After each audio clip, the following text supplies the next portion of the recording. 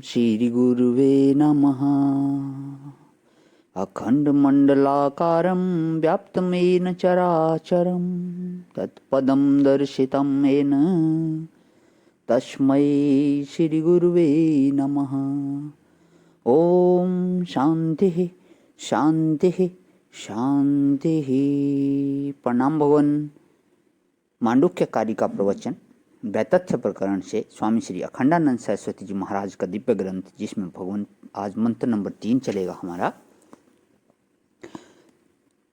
अभावाश्च स्थादीनां श्रूयते न्यायपूर्वकं वैतथ्यं तेन वैप्राप्तं स्वप्न आहुः प्रकाशितम।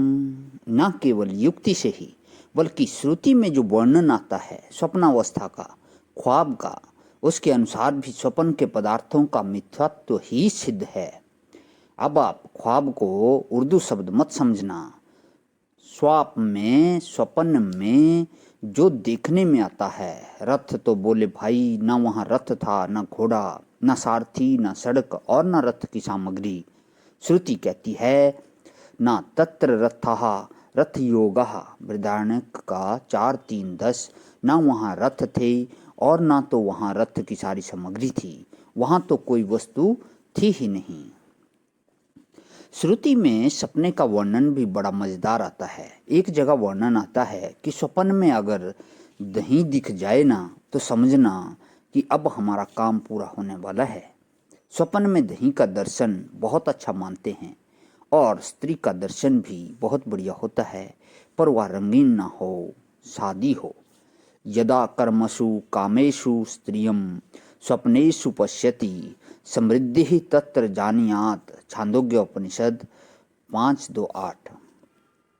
अगर कोई सकाम अनुष्ठान कर रहा हो, काम्य कर्म कर रहा हो, पुत्रेष्ठ यज्ञ कर रहा हो और बीच में स्त्री का स्वप्न आवे और स्त्री भी कैसी बोले कि सफेद वस्त्र धारिणी होवे, तो स्वप्न में यदि स्त्री दिखे तो समझना कि हमारा काम पूरा होने वाला है।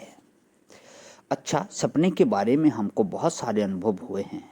शकुन शास्त्र में जैसा लिखा है वह भी हमको मालूम है। यह मत समझना कि खाली वेदांत की रीति से हम उसको मिथ्या ही मिथ्या कह बताते हैं।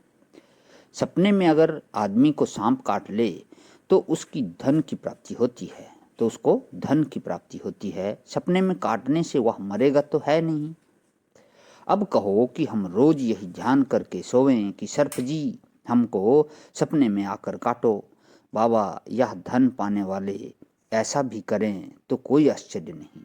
इन लोगों से ज्यादा कुछ उम्मीद नहीं की जा सकती, क्योंकि धन पाने की हवीस जब मन में आती है तो मन में न जाने क्या क्या करने को तैयार होते हैं। और जो संस्कार से आता है उस सपने के बारे में हम आपको सुनाने लग जाएं, कितनी ही बातें मन में आ रही हैं तो बड़ा आश्चर्य होता है।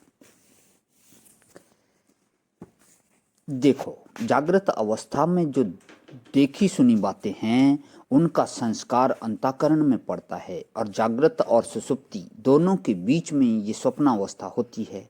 यह गाढ़ सुषुप्ति नहीं है, क्योंकि गाढ़ सुषुप्ति वह होती है जिसमें कुछ मालूम नहीं पड़ता, सपना भी नहीं दिखता। वह गाढ़ सुषुप्ति भी 3 तरह की होती है, सात्विक सुषुप्ति, राजस सुषुप्ति और तामस सुषुप्ति।